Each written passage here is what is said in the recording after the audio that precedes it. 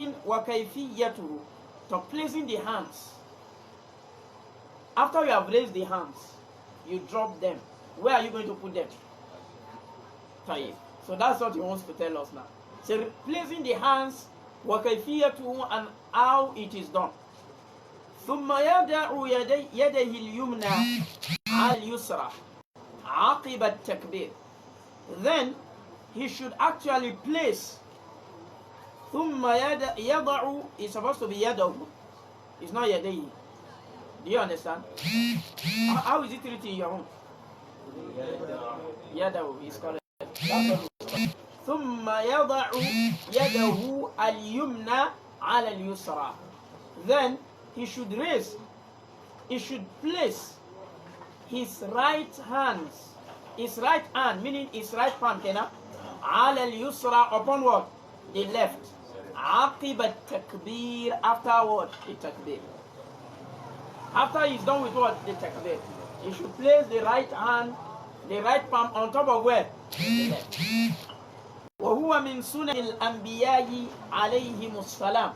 عليهم الصلاة والسلام. And this is part of the traditions of the prophets of Allah subhanahu wa ta'ala. Not just the Prophet Muhammad, including other prophets.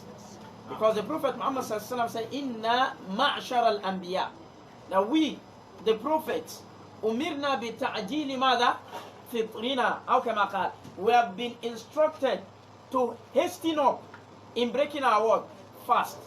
The way wa ta'khiri madha sa'una, and to delay in taking what? Pre-dawn meal. He then said, wa an nada'a aymanana ala shama'ilina fi salah. We have also been instructed, we the prophets, to place our right hands where? On the left. In where? In prayer. So this is why the author said, وَهُوَ مِن سُنَنِ الْأَنْبِيَاءِ عَلَيْهِمُ الصَّلَاةُ وَالسَّلَامُ. Do we understand? وَأَمَرَ بِهِ رَسُولُ اللَّهِ صَلَّى اللَّهُ عَلَيْهِ وَسَلَّمْ أَصْحَابَهُ. And the Rasul sallallahu alayhi wa sallam instructed his companions to carry out this particular act. There was a time the Prophet was passing and he saw a companion praying, placing the left hand on where? On the right. The Prophet ﷺ went and corrected him. I hope you are getting the concept. He went and did what? Corrected. So it is highly essential that you place your right palm on top of your what? Left palm. In where? In prayer. فَلَا يَجُوزُ إِسْدَالُهُمَا. It is not permissible to release them. What's the meaning of releasing them? Meaning to leave them like this. I hope you are getting the concept. There's somebody will tell you that he is a Malikiya. That hi, this is the madhab of Imam Malik. The scholar said, la, that's not the madhab of Imam Malik.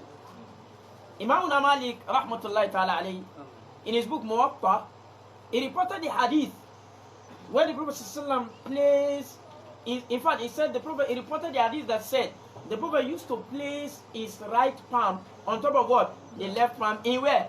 In prayer. And at the end of the hadith, he didn't say anything.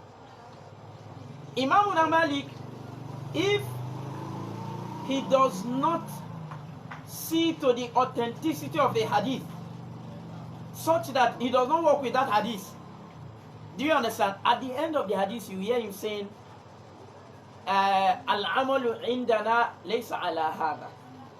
Al-amalu indana laysa ala hadha. What we do is contrary to this. Do we understand? Meaning al-amalu indana, meaning al-amalu inda ahli al-Madina laysa ala hadha. So if you see Imam Malik follow up a hadith with this expression, it shows that he does not believe in the authenticity of that hadith. As such, he did not work with the hadith. But when he brought this hadith, where the Prophet ﷺ used to actually place his right palm on the left palm in his muwatta, he did not follow it with this particular expression. As such, the madhab of Imam Malik is that what? You place your hand on where? On your left. Do we understand? So somebody may ask that, if that is the case, then where did we get the narration that says he prayed, releasing his hands? A scholar said Al-Imam Ibn Abdul Barr Al-Namiri Al-Maliki actually brought that in his book At-Tamheed. Do we understand? That Imam Malik was flogged such that he couldn't what? Raise his hands. That was why he prayed without folding what? So as he was praying, someone saw him, and that person now narrated that Imam Malik prayed without what? Some people now took it as what? His madhab. That's not his madhab. Do we understand?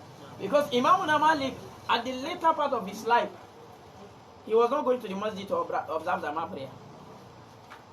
So are we now going to say that it is part of the madhab of Imam Malik that Jama'ah prayer is not compulsory? No. Either was the reason. He became so sick, so he couldn't actually what? Go out to the masjid to observe what? Jama'ah prayer. I hope you are getting it. So the same way somebody might see him in that particular manner, that is how somebody saw him while he was praying without raising his hands, and that person now reported that what? Imam Malik was praying without what? That he was praying without placing his hands on where? On the chest.